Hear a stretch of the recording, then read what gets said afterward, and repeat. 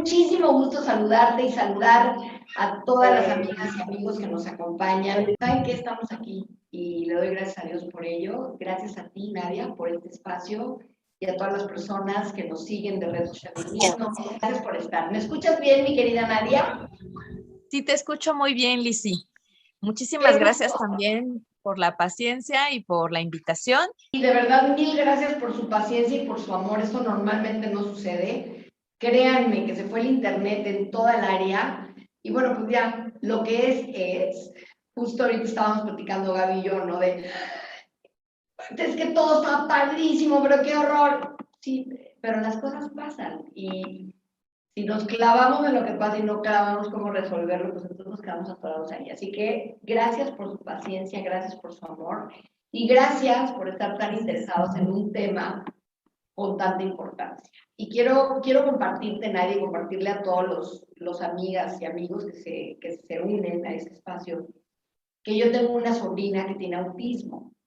Ella tiene ahora 22 años. Entonces es un tema que me llega mucho al corazón, porque la adoro, se llama Nicole. Y ha sido un tema de preocupación para mi hermana Ana, su mamá, que es médico, para mí, para todos. Y el tema de la discapacidad y la sexualidad. Entonces, Nadia, tú eres la experta, tienes el micrófono, eres una mujer maravillosa, me honra hablar contigo, compartir este tiempo y poder dar un poquito de luz en este tema que sé que a muchas personas le afecta. Estamos hablando de más de 500 millones de personas que sufren algún tipo de discapacidad. ¿Y qué pasa con la sexualidad de estas personas? Muchas gracias, Lizzy. Creo que las mamás como tu hermana en muchos espacios son las pioneras.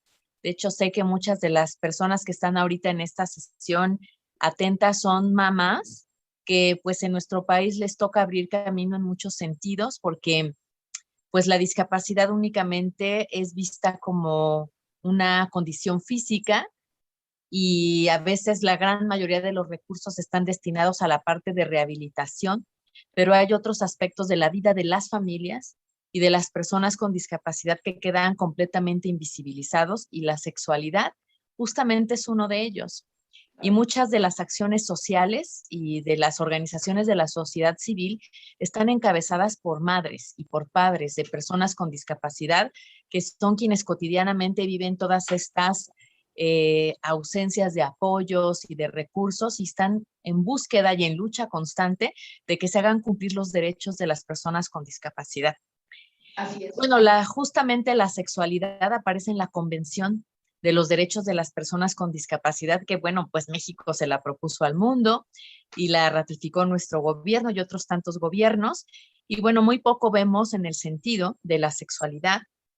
En este aspecto, como especialista en este tema, me ha tocado acompañar a muchísimas familias que tienen a niños pequeños, adolescentes, adultos mayores, y que enfrentan muchas circunstancias relacionadas a la salud sexual, como por desgracia el abuso sexual, que en el caso de las personas con discapacidad tienen mucho más incidencia que de vivirlo que una persona sin discapacidad.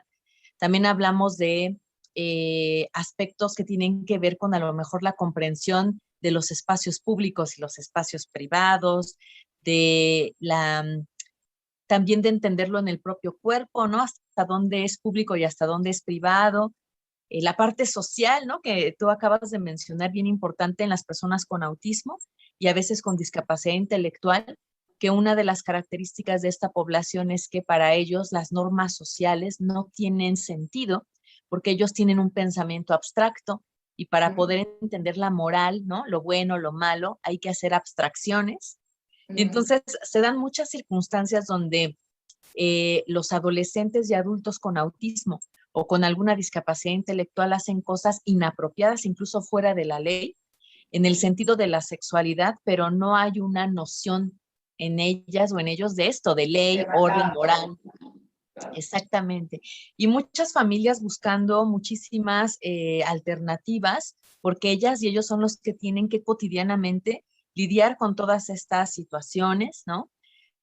También para quienes tienen hijas e hijos que están incluidos en aulas regulares, es decir, en colegios donde van población sin discapacidad y que pudieran llegar a tener conductas que son sexuales, que son inadecuadas, digamos, para ese contexto, o al revés, que a veces ellas y ellos son muy susceptibles a vivir violencia escolar y violencia sexual en los entornos normalizados, justamente porque es una materia, digámoslo así, que está ausente.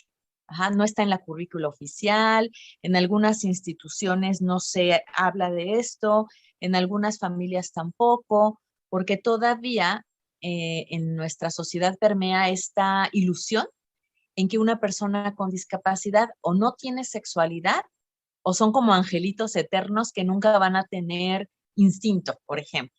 Así es, y bueno, pues sabemos que no, y hay mucha evidencia de que somos seres sexuales y que por supuesto que las personas que tienen alguna discapacidad también lo son. A título personal, hablando de las preocupaciones que yo también he enfrentado con Nikki, ¿no? Y con esta vivencia, porque es una vivencia familiar, hay que empezar por ahí, considero yo.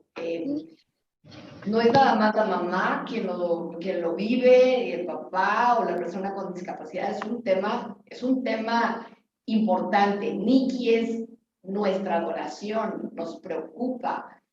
Y una de las preocupaciones que pongo sobre la mesa es justo una que tú mencionaste al principio, mi querida Nadia, que los niños o adolescentes con discapacidad tienen una propensión mayor a ser víctimas de abuso, de acoso, y muchas veces ellos no pueden expresar lo que están viviendo o lo que está pasando.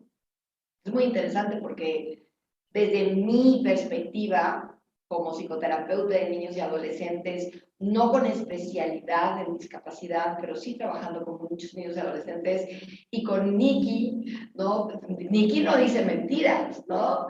Nicole, si tú dices una mentira, te regaña, y si tú dices una grosería, te regaña, ¿no? Pero, ¿cómo, cómo ayudar a nuestros hijos que tienen una discapacidad? ¿Cómo protegerlos de la gente enferma que abusa de ellos? Es una muy buena pregunta, Lisa.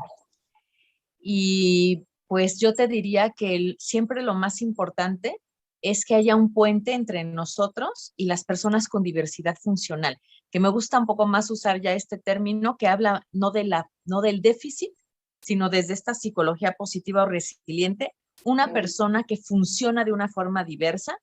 Ajá, lo primero que tenemos que hacer es tener un puente de comunicación con ellas. Me encuentro con muchas familias en donde viven circunstancias como la que tú estás compartiendo ahora, pero no hay un puente, es decir, no hay una manera de comunicarse, porque muchas personas con autismo o con discapacidad son no verbales, es decir, no hay un lenguaje o a lo mejor no hay un español escrito. Y entonces el primer paso siempre va a ser establecer un puente. ¿Cómo?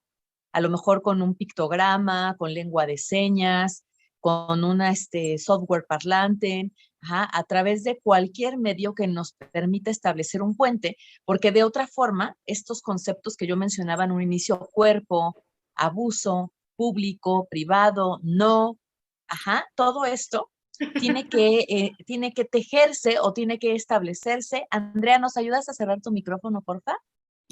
Tiene que establecerse como esta primer unión, ajá, como de estas diversidades funcionales para justamente poder construir estos conceptos. Ajá. Si no tenemos este puente, va a ser muy complicado que podamos hacer una intervención, es decir, que podamos consolidar las bases para generar hábitos, ajá, para modificar conductas y todas las competencias que requerimos en lo que se refiere a la educación sexoafectiva. Sabemos por estudios que se han hecho en otros países que las personas que abusan sexualmente de las personas con discapacidad pertenecen a su círculo más cercano. Es decir, son familiares, son terapeutas, ajá, son personas que les asisten Ajá. Y entonces, en ese sentido, nuestras medidas precautorias, número uno, podría ser, y creo que debería ser, que siempre que contratamos a una persona que va a estar al cuidado de una persona con discapacidad y más aún cuando va a tener acceso a su intimidad, es decir, quizá lo va a ver desnudo o desnuda, le va a ayudar a asearse el cuerpo, entonces requerimos de un filtro, es decir, así como cuando alguien tiene una empresa y va a contratar a alguien en un puesto de confianza y entonces le pasa muchos filtros para saber si esa persona realmente tiene el perfil, lo mismo le diría yo a las familias. Sé que a veces sucede que por cuestiones económicas de practicidad, alguna amiga se ofrece o alguna persona cercana a la familia dice yo te lo cuido y entonces nos olvidamos de estos filtros y nos olvidamos de poder tener realmente una fotografía, una radiografía de la persona que va a estar con nuestros hijos e hijas y asegurarnos que realmente no sea un agresor sexual o una agresora sexual. Otra forma de poder reducir el riesgo justamente es que nuestros hijos e hijas cada vez requieran menos apoyo en momentos de intimidad. Es decir, si yo trabajo con mi hija o con mi hijo que se asee cuando va al baño, a hacer sus necesidades, que sepa cambiarse, que sepa bañarse. En el caso de las chicas, prepararlas con anticipación para su menstruación y el cambio de toalla sanitaria. Es decir, en la medida en que el niño, niña, adolescente o adulto puede de manera autosuficiente llevar a cabo estos hábitos que tienen que ver con el cuerpo, con la desnudez, con la intimidad, va a requerir menos apoyos y entre menos apoyos hay menos riesgo. Entonces, como ¿Qué todas tanto se estas... vale, Nadia? Y esto lo pongo también como una pregunta para todas las personas que nos acompañan. ¿Y qué opinarían nuestras amigas y amigos al respecto? Y voy a hacer un ejemplo extraño, pero me vino a la mente a la hora de estarte escuchando. Mi papá.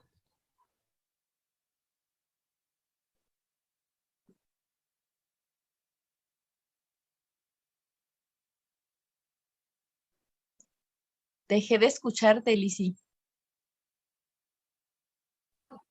De que lo maltrataba. No estoy Ok. hablando de la parte sexual, pero él hablaba de un maltrato. Y yo me acuerdo que hablando con mis hermanos, lo que decidimos hacer fue poner cámaras en la casa.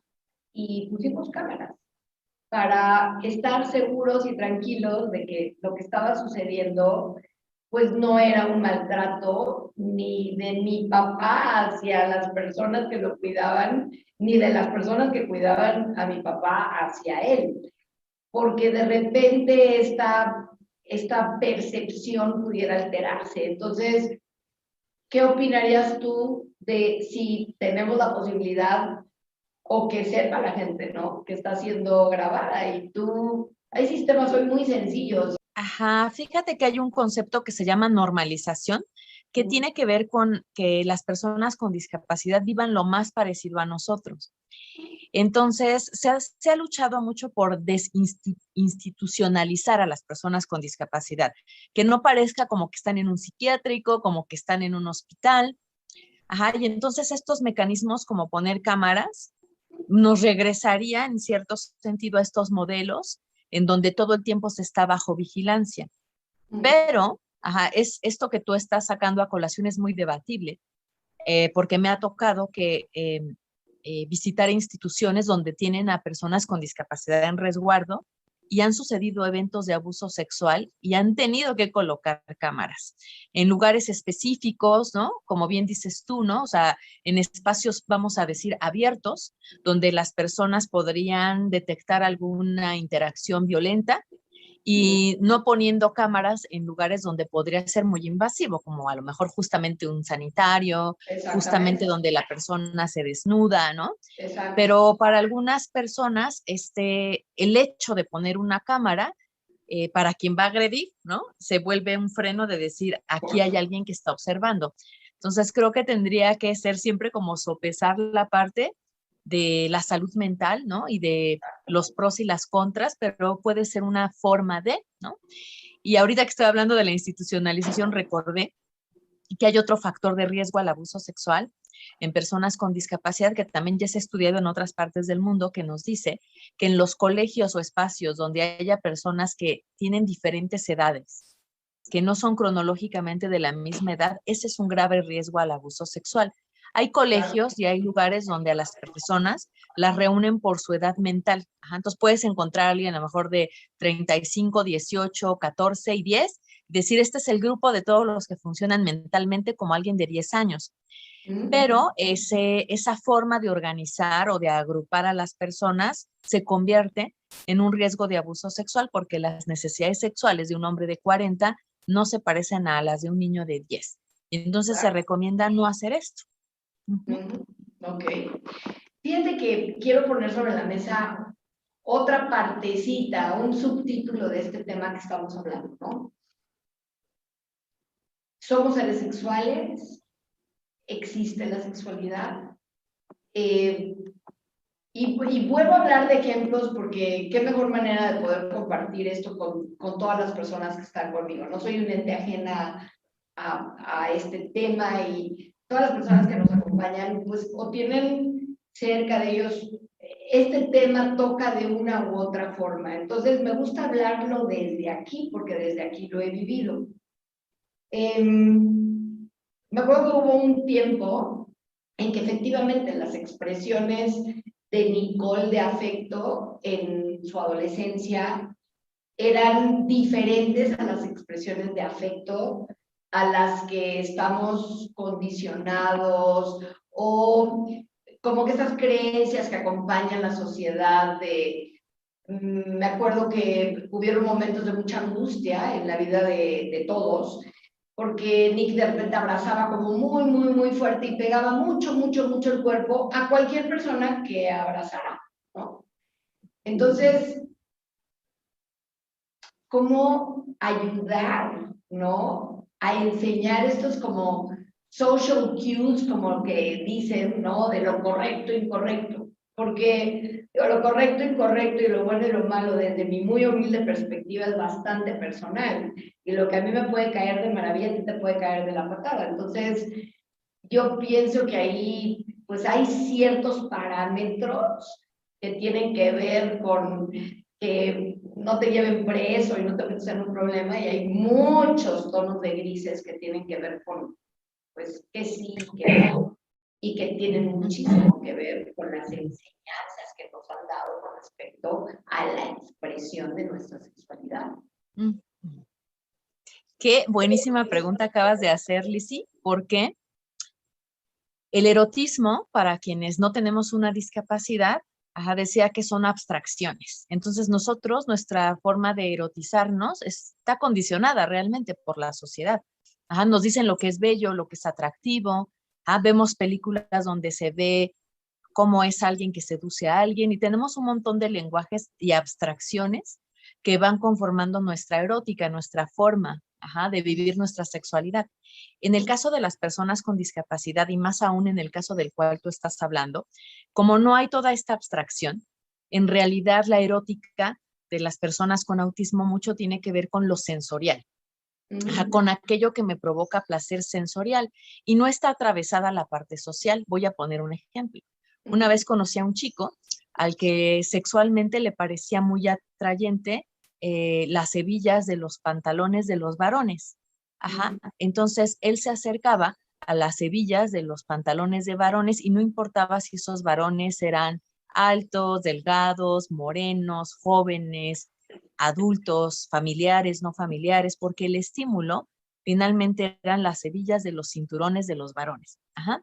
Entonces, para nosotros, esto podría ser una transgresión, es decir, cómo esta persona se puede estar acercando a tocar la hebilla del cinturón de estas personas sin estos criterios de discernimiento, que para nosotros quizás serían muy comunes, desconocido, hombre, familia, tal, ¿no? Pero para el caso de ellos, solo es un estímulo sensorial.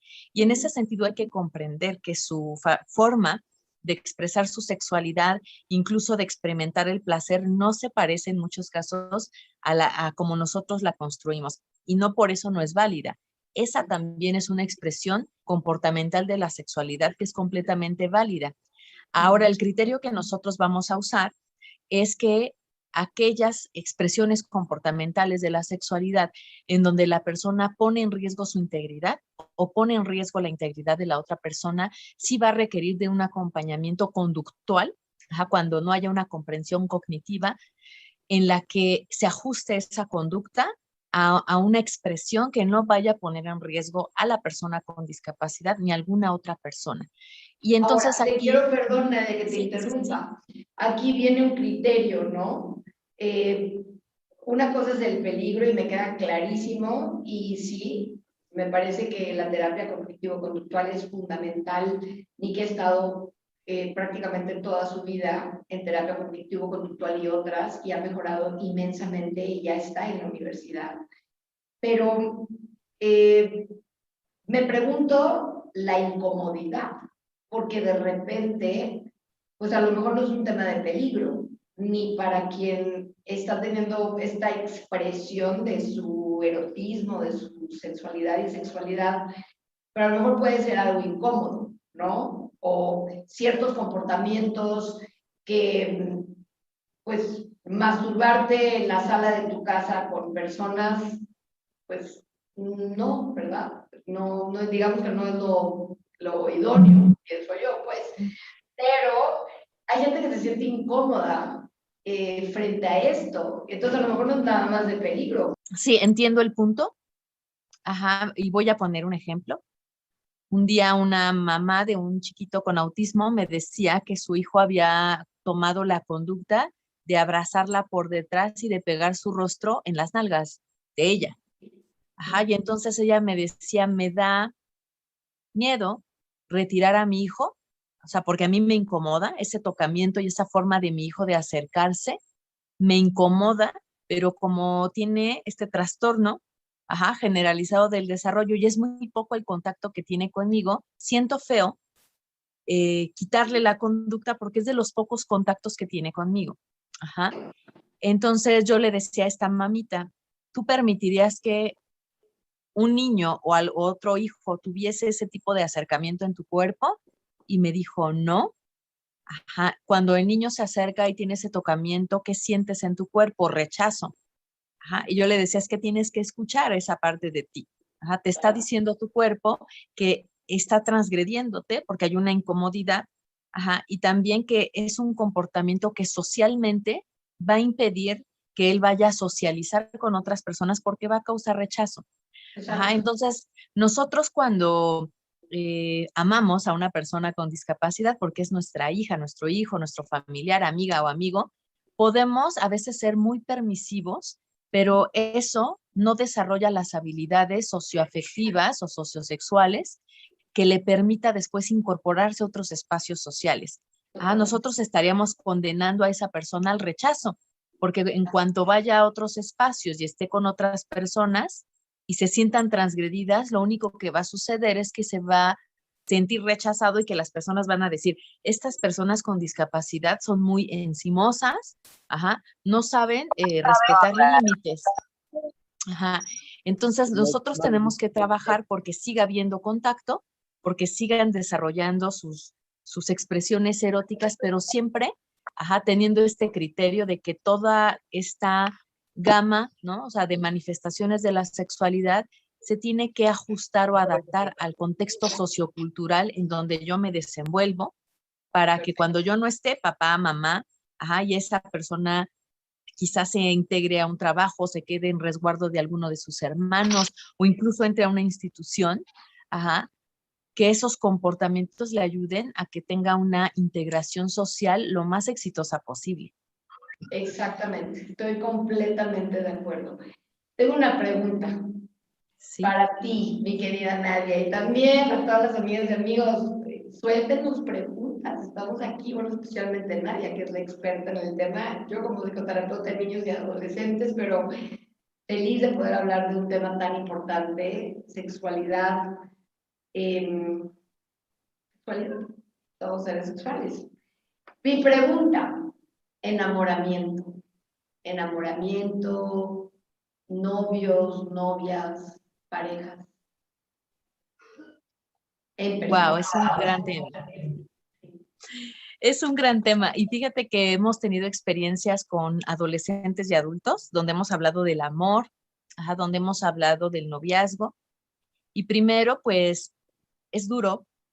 Yo me doy cuenta en el crecimiento de las personas con discapacidad y sé que las familias que me están viendo, que nos están viendo lo saben, que la recepción social cuando eres niño se va subsanando, como que va a una fiesta y los niñitos juegan y de alguna forma me siento parte de, ajá, aunque soy de la diversidad funcional, ajá, pero en cuanto llegan a la adolescencia, pasa algo en el que sienten la verdadera exclusión, ajá, porque hay un quiebre, ajá, entre cómo se podía incluir socialmente a un niño o a una niña y cuando ya mentalmente, cuando ya biológicamente llegan a la adolescencia y hay una conciencia de que algo pasa, que las otras personas no me ven igual, ajá, no me tratan igual, no se enamoran de mí, ajá, y se sienten incluso a veces ofendidos si me enamoro de ellas. Ajá, entonces, es una etapa dura. Me ha tocado acompañar a varias chicas y chicos en este proceso, ajá, de integrar en su identidad que son personas con discapacidad y que esto va a traer implicaciones en el amor y que va a traer implicaciones en la forma como van a encontrar una pareja, ajá, porque pasa que como no hay una intervención correcta, y esto siempre se lo digo a las familias, que cuando son pequeñitos y dicen, mira, ya va mi novia, ya va mi novio, o ese niño que ves allá que me gusta es mi novio, y nosotros seguimos estos juegos como pensando que no tiene importancia. Sí, sí es tu novio, ay, sí, vamos a saludarlo. En lugar de darle noción de realidad y decirle, en serio, a ver, preséntamelo, si es tu novia y ya y le preguntaste y te dijo que sí, ¿no? Entonces, a veces no lo tomamos de juego, pero cuando ya es en serio, ajá, cuando ya llegan a la adolescencia y es en serio que están enamoradas y es en serio que están enamorados y que se pueden vender la fantasía de que decir que alguien es su novia o su novio y realmente no lo es, ajá, entramos en un montón de conflictos complejos. Ajá.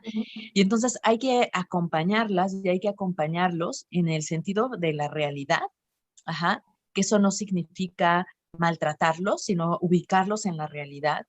Ajá, por un lado, a las familias decirles que el tener una discapacidad no limita tu capacidad de necesitar y dar y recibir afecto.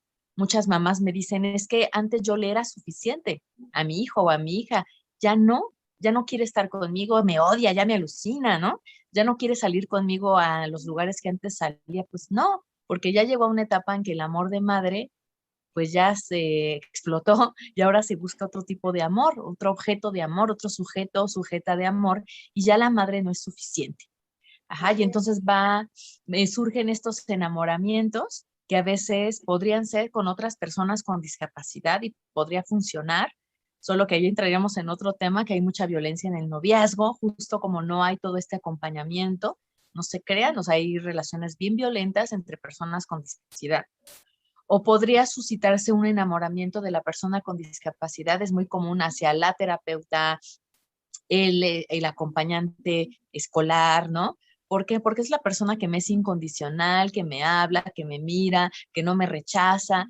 Ah, y me puedo llegar a enamorar de una de estas personas. Y si también no hay un correcto acompañamiento, también se vuelve una situación muy compleja.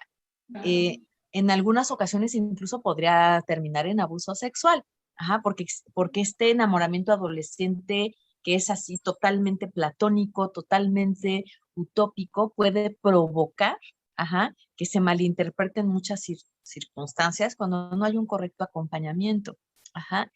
Y también terminaría diciendo que encuentro muchos adolescentes y adultos muy frustrados porque quieren ser amados, ajá, o sea, quieren saber qué se siente tener una relación de pareja y las familias están completamente cerradas a esto, no se abren a la posibilidad en absoluto, ajá, de que puedan experimentar qué es darse un beso, una caricia, tomarse de la mano, recibir una flor un 14 de febrero, o sea, cosas que, ajá, para cualquier persona son muy comunes y que en los espacios donde ellas y ellos pueden enamorarse y pueden tener una relación se reducen a la escuelita, a lo mejor a donde la escuelita de educación especial, a donde los llevan y que además ya crecieron toda la vida con esas personas y podrá ser que alguien me guste, podrá ser que ya alucino a todos porque con ellos crecí y es más, los veo, los siento como hermanas y hermanos.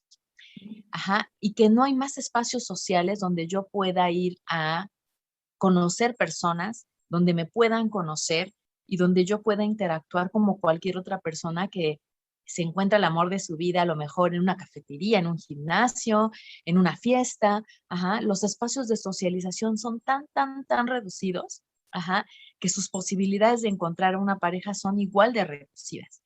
Entonces, ¿Existen necesitamos. espacios reales, organizaciones, grupos que promuevan estos espacios de interacción para adolescentes, por ejemplo, o jóvenes adultos con discapacidad? Sí, sí existen. Existen muchas instituciones que ya en programas de vida independiente, que ya son adolescentes y adultos, tienen actividades sociales donde hacen salidas, por ejemplo, a centros vacacionales, a un antro, a un café, al cine, incluso hacen fiestas y convocan a los chicos y a las chicas para que vayan a una fiesta y se conozcan.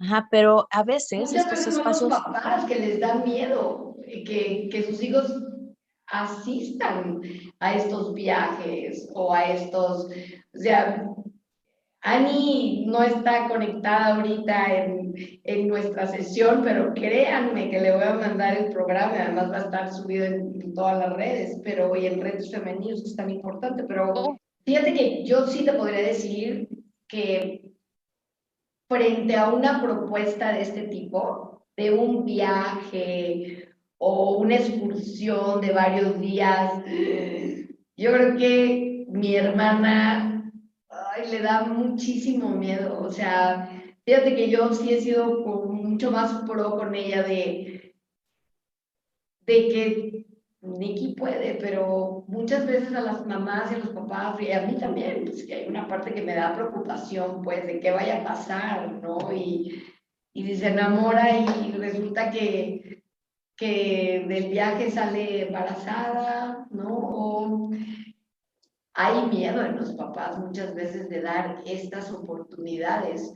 A lo mejor también hay una parte de negación en los papás de la misma sexualidad de sus hijos.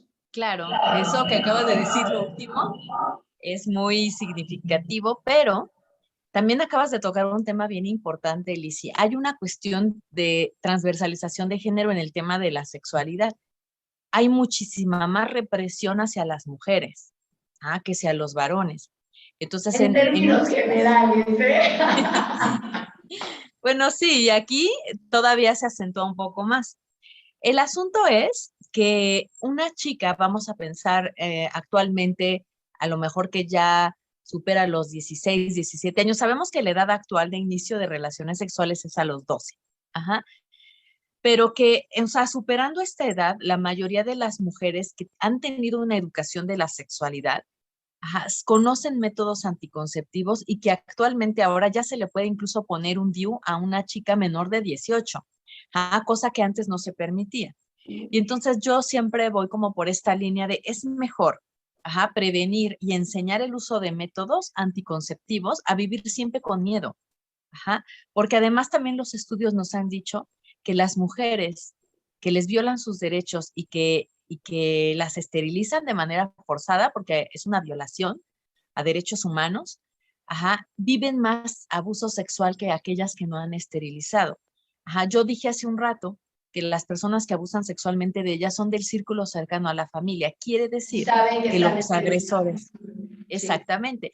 Entonces, los estudios nos dicen que cuando las adolescentes o las niñas viven incesto, el incesto se detiene en cuanto ellas empiezan a menstruar porque los agresores no quieren un embarazo. Este fenómeno no se da en las mujeres con discapacidad. Las familias lo hacen como una forma de protegerlas, pero en realidad no lo están haciendo. En realidad puede ser que estén perpetuando una situación que se haga crónica durante muchos más años porque nunca podría ser que se revele o que haya una evidencia de que una chica está viviendo incesto. Entonces, lo mejor siempre va a ser la educación de la sexualidad. Y esto, como tú bien decías, este reconocimiento de la posibilidad de que algún día ella pueda experimentar una experiencia sexual, pero que esté protegida, Ajá, y que pueda ella reconocer cuáles son los métodos para poderse cuidar, en lugar de quererla encerrar en una habitación con llave y que nunca se acerquen a ella o que no pueda salir al mundo exterior a vivir experiencias que viviría cualquier joven por miedo a que tenga una experiencia sexual. Y una cosa, Nadia, antes de que tengamos que cerrar este espacio, de verdad no saben cómo les agradezco su paciencia, su amor, su cariño, porque pues hay cosas que de repente pasan que están fuera de nuestro control con lo que pasó con el internet el día de hoy, pero agradezco tanto su presencia y esta charla es bellísima. Cuando este enamoramiento se da hacia un actor, una actriz, una cantante, es bastante común esto también, que se dé como toda esta expresión de idealización de amor hacia ciertos grupos musicales, ciertos artistas. Platícanos un poco de alimentar, no alimentar esto. Digo, la verdad es que yo cuando era chiquita, yo era fan de John Travolta, ¿no? Entonces, imagínense ustedes, ya que estoy confesando mi edad, que me da igual, se las confieso, pero yo tenía pósters de John Travolta por todo mi cuarto. Bueno, en el techo lo primero que había cuando abría el ojo era John Travolta, ¿no? Y a mí me acuerdo que mi papá, bueno, sí tuvo un novio, se los confieso, y mi novio seguro va a ver este programa porque después fue mi marido. No, hombre, le dio un día me dice, si no quitas los postes de John Travolta, te trueno. Y le digo, pues truéname. Y tronamos. Pero a lo que voy es, mi papá sí, digo, no me super festejaba que tuviera todo el cuerpo tapizado de fotos de él, pero pues tampoco me dijo que no lo hiciera. En otras palabras, se vale, ¿no? Estos crush, o tenemos que como meter como algún tema como de hasta dónde suelto la pregunta. Muy buena pregunta también, Lizzy, porque fíjate que en algunas personas vamos a encontrar trastornos obsesivos compulsivos. Ajá. Entonces, o sea, entiendo que en tu caso podría haber sido un enamoramiento platónico, pero en el caso de las Fue personas con... fue cuando estaba Grease Lightning. Sigo confesando mi edad con todas nuestras amigas y amigos. Digo, hasta ahí llegué a aprenderme todos los pasos de memoria y cosas por el estilo. En el caso, Tengo mis compulsiones y mis obsesiones también, pero por ahí no van. bueno, en este caso es distinto, ajá, porque en muchas ocasiones vamos a encontrar con las personas justamente con autismo y con alguna discapacidad intelectual y algunas otras discapacidades, una obsesión compulsiva. Ajá. Entonces es distinto cuando, por ejemplo, es, vamos a decir, un gusto personal, algo que te encanta, ¿no? Que te genera mucha satisfacción escuchar una canción, ver un video. Ajá, pero cuando tu mundo se concentra únicamente en ello y se vuelca solamente en ese elemento, se vuelve en una compulsión. Ajá, entonces yo diría que cuando tú tienes a una personita así en tu familia, ajá, siempre es importante porque ya puede haber elementos neurológicos o de la propia diversidad funcional que le hagan tener dificultades entre la distinción de la fantasía y la realidad. Entonces nosotros siempre vamos a tener que ser esa antena o esa ancla que los traiga de regreso a la realidad, por primero, ¿no? Y segundo, cuando tienen una obsesión, O sea, se vale ajá, con... decirle, ese actor no es tu novio. O sea, y aunque diga es mi novio, se vale decirle, bueno, tu novio no es. O eso se vale. Sí, claro. O sea, tendríamos que explicarle qué significa novio. Ajá, porque a lo mejor el concepto que ella se ha hecho solamente es novio el que me gusta. ¿Qué es un novio? La persona que me gusta, ok. Entonces tendremos que regresarnos y saber cuál es el concepto que ella tiene de novio y si no es correcto, a hacer un proceso de enseñanza para que ella pueda decir, ah, me gusta, pero no es mi novio. Ajá. Entonces, así hacemos como este ejercicio de la antena. Y cuando una persona se obsesiona con algo, poder, sí, a lo mejor a través de eso que lo obsesiona, otra vez hacer un puentecito para llevarla hacia otros lugares, hacia otros temas, hacia otras circunstancias que le permitan salir de ese lugar y conectar con otros lugares, conectar con otras personas. Ajá, porque a veces en esta intención amorosa que podemos tener de yo quiero conectarme en tu mundo, yo puedo meterme también en su fantasía y en su gusto pero si no hay también ahora ven tú conmigo, ajá, entonces lo único que estoy haciendo es reforzar esa conducta obsesiva. Y hay películas y hay algunas series de televisión donde vemos justo a personas con autismo que la única forma de comunicarse con ellos es a través de ese programa de televisión, por ejemplo, o a través de eso que les obsesiona, se crea el puente. Ajá, o sea, de si yo me meto a tu gusto y lo conozco y lo entiendo, creo un puente, pero ese puente me va a ayudar a sacarte de ahí y a llevarte a otros lugares. No me quedo encerrada, así de que me voy a su mente y allá me quedo yo también, porque entonces ya se perdió el puente, ¿no? Claro. Entonces Eso, hacemos eso me esa, recuerda a la definición de la palabra rapport, ¿no? ¿Qué es rapport? Es seguir para dirigir. Y tú justo lo que estás comentando es eso, o sea, ¿cómo puedo yo orientar en otra dirección si no me doy la oportunidad de meterme en tu mundo, de entender tu mundo, de conocer tu mundo, de apreciar tu mundo, pero al mismo tiempo te hago una invitación a otras cosas para que no nada más comas una cosa o veas un programa o veas, me encanta, me encanta.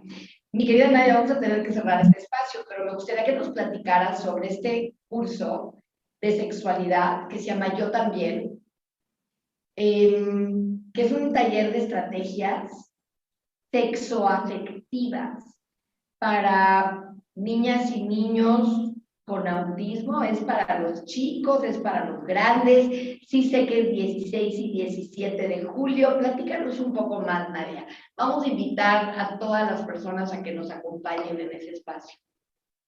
muchas gracias. Pues mira, justo es un espacio de capacitación, pero es para mamás, papás, profesionales de la salud, de la educación, ajá, porque son muy pocas las personas que actualmente están haciendo este acompañamiento y mi invitación siempre va a ser que cada vez seamos más, ajá, las personas que podamos hacer consejería sexual para personas con discapacidad. Y este es un espacio para quien quiera aprender, ajá, para quien quiera aprender esto, o sea, de cuáles son estas competencias sexoafectivas, cómo hacemos eso, de generar ese puente, qué le tengo que enseñar a una persona con discapacidad en la infancia, qué en la adolescencia, qué tal, eso es lo que vamos a revisar. Pues están cordialmente invitadas e invitados todos y todas. Eh, yo no pongo Va a el ser perfil, por un Zoom, perfil profesional. va a ser presencial. ¿Dónde va a ser, Nadia? Va a ser en la Ciudad de México, en Polanco. Ajá, Ok. nos pueden pedir información al WhatsApp 55 13 97 58 71. Me encanta. Entonces, es un curso para mamás, para papás, para educadores, para entender más acerca de esto y saber cómo manejar. Y me encanta que lo estés haciendo, Nadia, porque hay muchos entrenamientos y capacitaciones en otros temas. Pero este tema, no sé por qué todo el mundo quiere cerrar los ojos y decir no existe, pero sí existe. Entonces, qué padre que tú te metes a poder acompañar a las personas en el cómo sí. A mí me encantaría que los hijos nacieran con un manual debajo del brazo, ¿no? A mí me ha encantado que mi hijo Pablo así, no, y mira, cuando haga esto, esto. Pero la verdad es que no.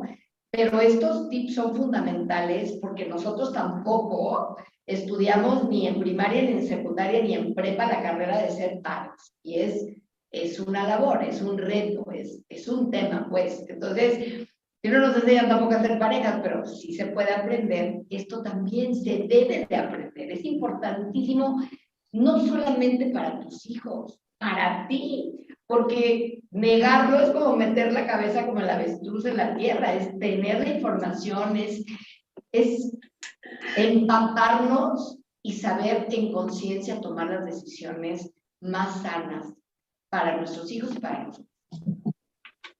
El número de teléfono para que Yo todos... se lo repito, espérenme, y en lo que lo pones, es 55 13 97 58 71. Lo voy a repetir.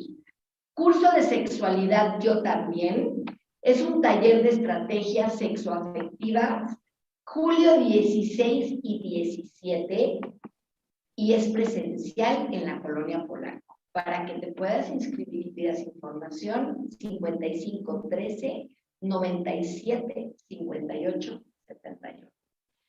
Pues va a estar. Muchas gracias. Sé que hay Y yo personas estoy segura que no es, que te voy que a hay enviar a personas que algunas no es, personas. sí, claro, gracias. Para las personas que no están en Ciudad de México, de todas formas, escríbanos porque en julio vamos a lanzar una capacitación virtual para quienes no pueden ir a la Ciudad de México. Buenísimo, buenísimo, buenísimo, buenísimo, me encanta. Nadia, mil gracias, gracias por tu paciencia, También gracias gracias. por tu Gracias. cariño, gracias por pues estar tan, pues tan comprometida con temas que mucha gente no quiere tocar, hablar, estudiar y profundizar en ellos. Te admiro, te quiero y te agradezco además enormemente la paciencia y tu comprensión de que no fue porque me estaba echando el cafecito. Así que gracias a ti y gracias a todas las personas que nos están acompañando el día de hoy. Muchísimas gracias.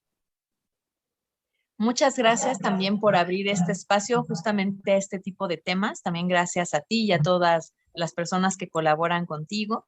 Gracias a las personas que nos acompañaron el día de hoy. Y pues si alguien vi que había algunas preguntas, pero el tiempo se nos fue muy rápido.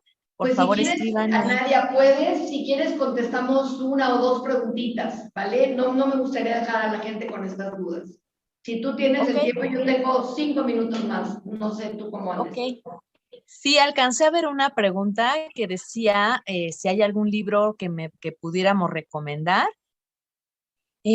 No hay libros como tal prácticos, o sea, que te digan qué hacer, cómo educar a una persona con autismo. Justamente por eso es la necesidad de estos espacios. Ajá, por desgracia en nuestro país casi no se ha estudiado este tema. Ajá, pero no, no en este espacio no nos dio tiempo, pero de hecho nosotros tenemos un reconocimiento de UNICEF porque ya hicimos material de educación sexual adaptado para personas con discapacidad. Si en otro momento podemos abrir un espacio para que se los enseñe y les diga cómo funciona, sería genial y como aportar O esta sea, experiencia. tú generaste un material didáctico, Nadia. Sí. Ay, qué padre. ¿Y Ajá. es un libro? ¿Es un Tenemos varios PowerPoint? materiales, la mayoría de ellos tienen diseño universal, o sea, se llama diseño de acceso universal, porque son materiales en donde se escucha el material, se puede leer, se puede ver en lengua de señas y se puede ver en imagen al mismo tiempo. Entonces, lo que buscamos, este material también lo encuentran con nosotros al mismo número que diste, también pueden pedir información. De hecho, parte de lo que vamos a ver en este taller a que les estoy invitando es a conocer el material y a que se lo lleven para que lo puedan usar y puedan hacer este ejercicio de educar a, a las poblaciones con las que estén trabajando. Buenísimo, me encanta, maravilloso, pues una razón más Y increíble. había otra pregunta, es que, bueno, como estamos acá, déjenme ver, déjenme rescatar, vi una pregunta en el chat que dice,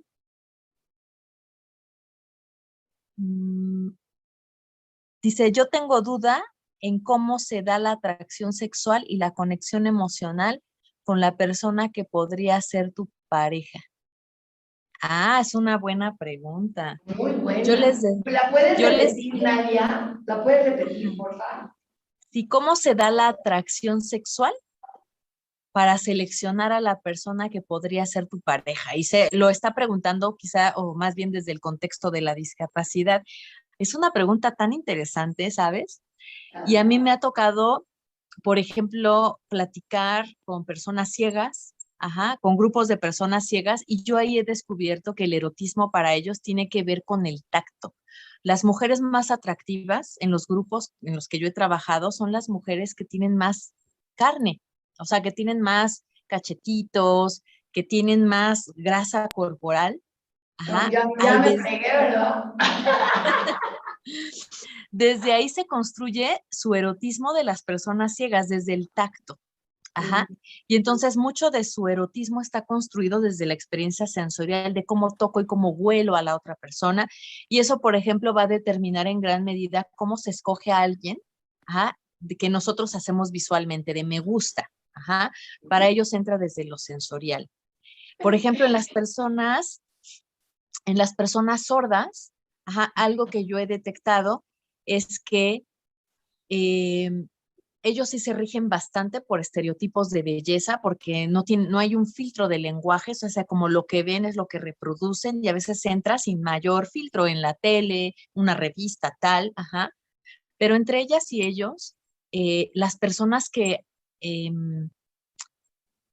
como es la comunidad sorda, es una comunidad cultural.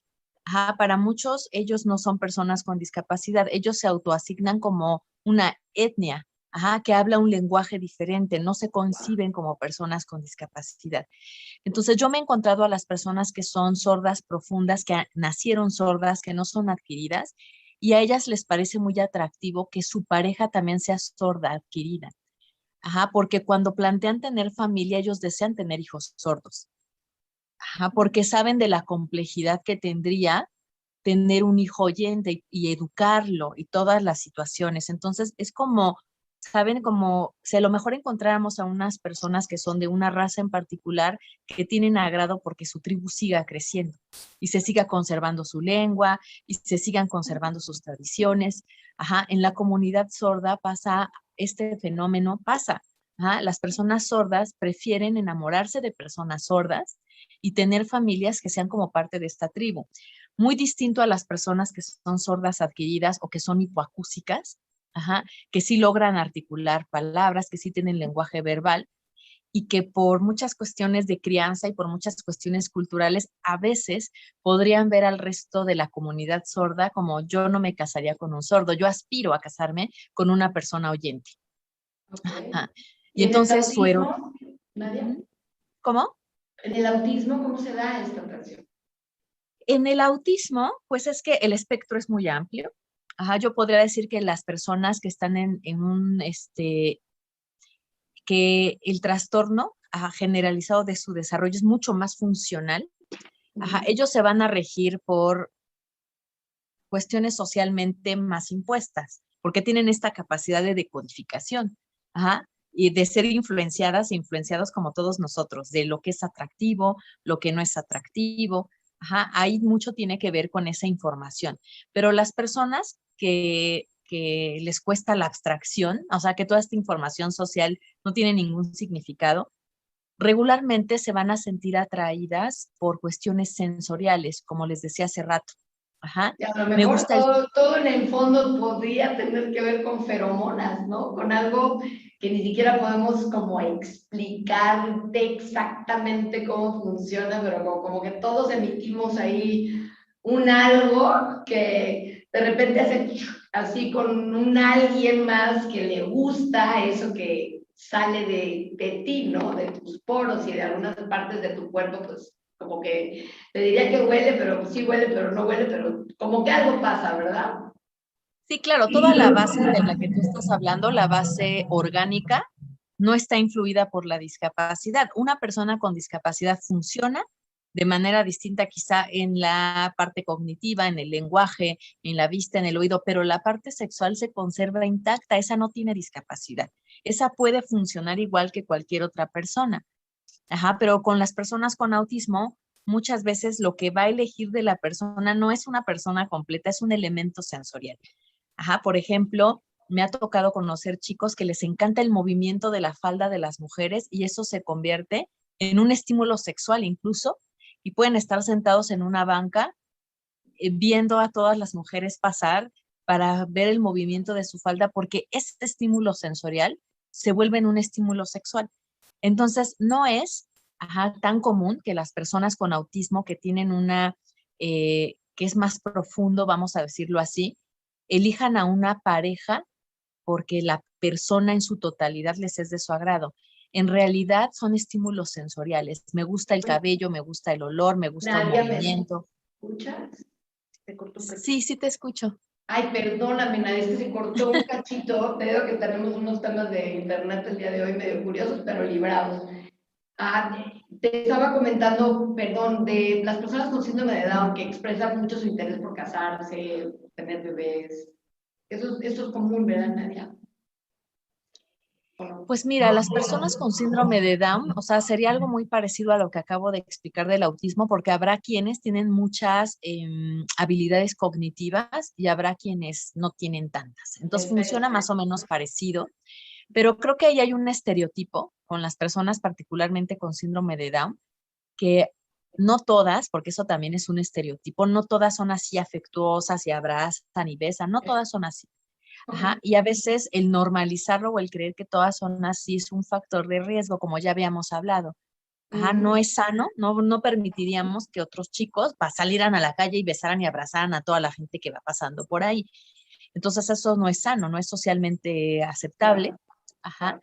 Pero en lo que acabas de decir, Lizzy, sí me ha tocado muchos casos de personas con síndrome de Down que sufren mucho porque en esta confusión de fantasía-realidad eligen a alguien como sujeta o sujeto de su amor y realmente se enamoran y realmente viven como si estuvieran viviendo una relación amorosa con esa persona que o no es correspondida, pero ellos quieren creer que sí lo es. Ajá, o a veces nada más con que les digas, hola, ¿cómo estás? Buenos días, para ellos es ya le gusto, somos novios, ¿no? Y sufren mucho el desamor, mucho. Ajá.